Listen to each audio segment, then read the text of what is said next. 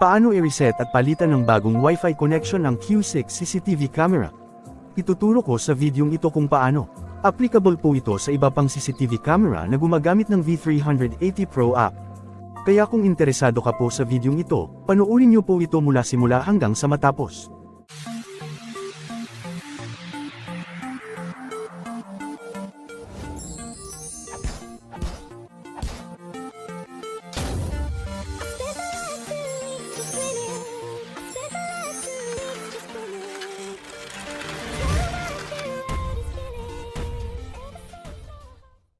Ito po ang Q6 CCTV camera.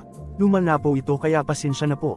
Gusto ko lang ipakita kung paano mag-reset at paano magpalit ng Wi-Fi connection nito.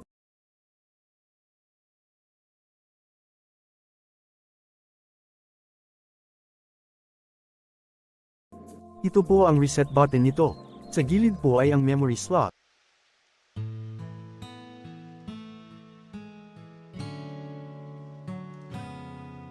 Bago mag-reset, tiyaking nakasaksak po ito sa outlet. Para ma-reset, pindutin po natin ang reset button gaya nito. Maya-maya ay may maririnig po tayong please scan the QR code with the camera to connect to the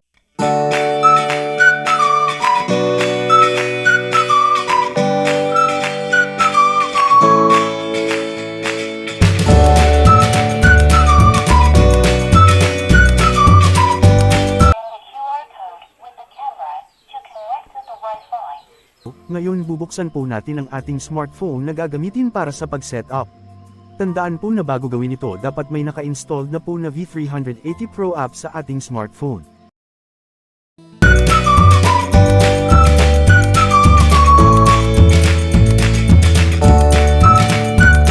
Kapag may ad skip mo lang gaya nito.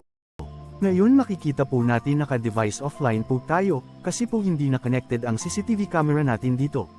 Kahit pa nakasaksak pa yung CCTV camera, naka-device offline pa rin yan dito. Itong naka-arm dito sa bandang kanan po ay siguro dahil naka-on po ang V380 Pro apps. Para makakonect ulit sa ating CCTV camera kailangang i-add natin ulit ito dito. Pindutin ang plus sign sa taas. Then pindutin ang add camera. Pindutin ang allow to allow V380 Pro to take pictures and record videos. May lalabas na please scan the QR code on the device.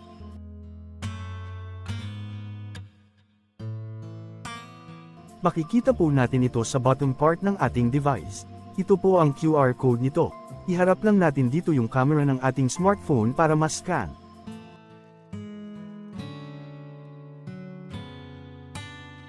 Camera has been added. Connected na po ang CCTV camera sa ating V380 Pro app.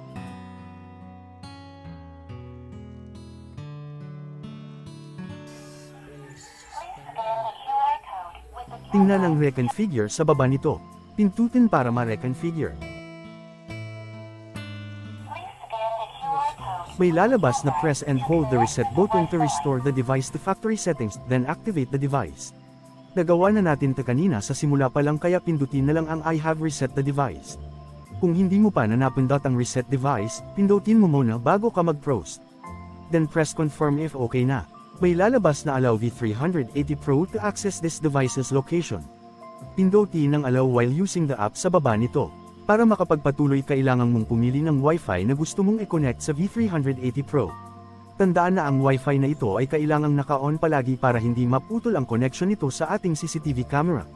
Tandaan rin ang ganitong uri ng CCTV camera ay hindi tatanggapin ng 5G HZ Wi-Fi. Compatible lang po ito sa 2G HZ Wi-Fi.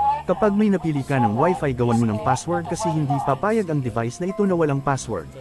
Kapag okay na pindutin ang confirm sa baba para makapagpatuloy sa pangatlong steps.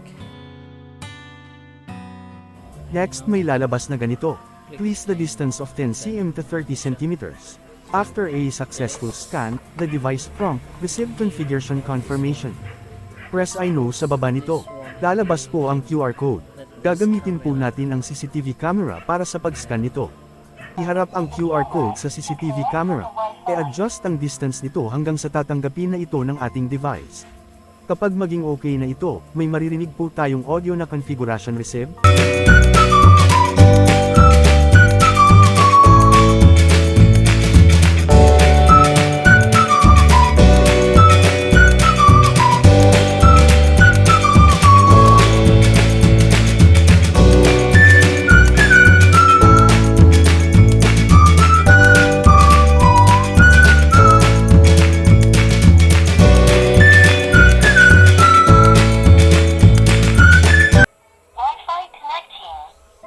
pindutin ang iHeart Network Connected sa baba ng QR code.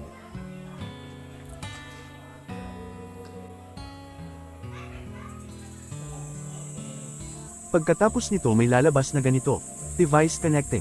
Hintayin lamang sandali hanggang sa marinig mo ang audio na Wi-Fi connected. Wi-Fi connected.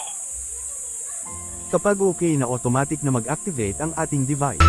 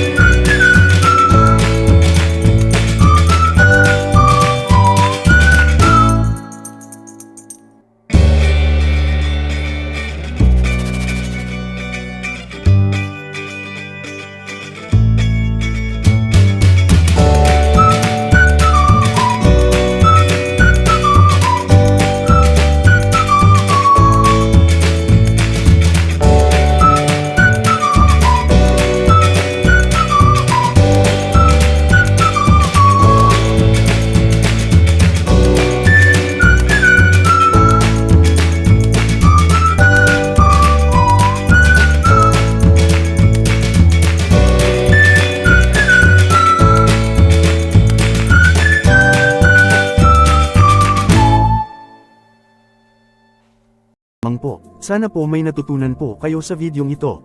Maraming salamat po sa panunood. Hanggang sa muli.